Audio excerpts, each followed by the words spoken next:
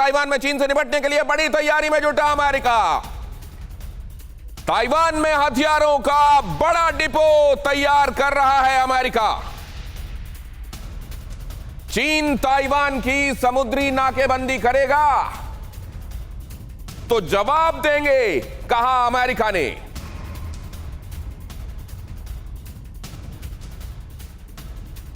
और अब ये अगली अहम खबर देखिए।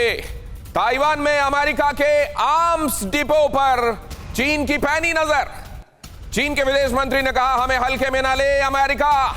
चीन की नेवी ने ताइवान के चारों तरफ घेरा किया मजबूत।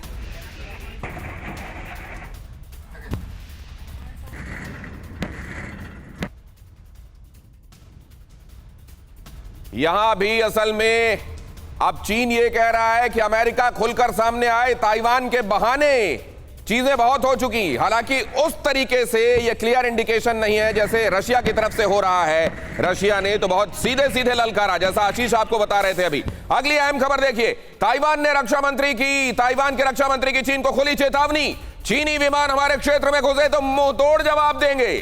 चीनी फाइटर्स के घुसपैठ को पहला हमला माना जाएगा। चीनी विमान हमारे क्षेत्र में घुसे तो जवाब तगड़ा दिया जाएगा।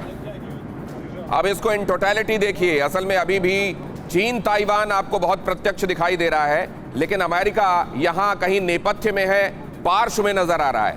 इसी तरीके से अगर आप नॉर्थ कोरिया और साउथ कोरिया देखें तो यहां भी अमेरिका कहीं अभी नेपथ्य में, हालांकि कंट्रोल कर रहा है लेकिन किनारे नजर आ रहा है। लेकिन रशिया यूक्रेन के मामले में अब रशिया सीधे सीधे अमेरिका को और नेटो को ललकार रहा है। क्या इसका इस तरीके से चीजों का इंटरप्रिटेशन, जितेंद्र सर, आप इससे सहमत हैं?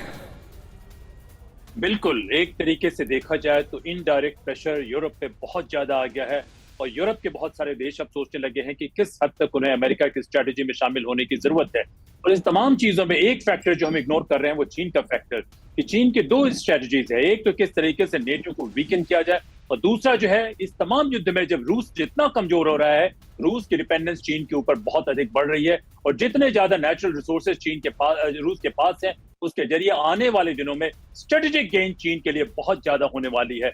देखा जाए तो पूरी जियोपॉलिटिकल इक्विलिब्रियम में भी एक फ्लक्स में है, ट्रांजिशन हो रहा है। इस ट्रांजिशन में कौन क्लियर विनर होगा कहा नहीं जा सकता है, लेकिन मेरे हिसाब से सबसे बड़ा विनर कोई होता है तो वो चीन होगा। लेकिन जो आपने कहा कि स्ट्रेटेजिक पॉन की तरह यूज किया जा रहा है यूक्रेन को दो देशों के जरिए, रूस का कहना है कि यूक्रेन के लोग उसी के हिस्से हैं। इवन रूस को वो एक सभ्यता मानता है, लेकिन जो जान माल की नुकसान हुई है तो रूस का एजेंडा भी यहाँ सफर किया है। इन तमाम चीजों में मैं समझता हूं कि वेस्ट अपने आप को या नेटो अपने आप को डोमिनेट करने की कोशिश कर रहा है, लेकिन वो हो नहीं पा रहा है। उसके अपने एलाइज में चिंता की बात आ गई है, लेकिन जो कह रहे हैं कि जो इक्विलिब्रियम में ट्रांजिशन हो रहा है वो चीन को मजबूत करता हुआ दिखाई दे रहा है। दिनेश जी।